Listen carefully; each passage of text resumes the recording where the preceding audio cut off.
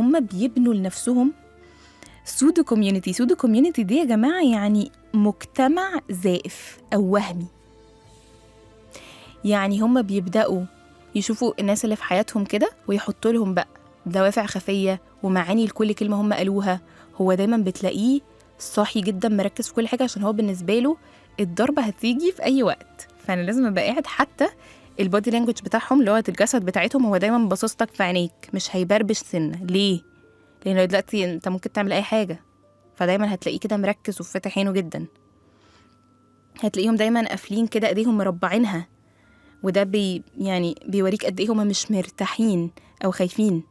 حتى رجليهم بتبقى مقفوله وهم قاعدين.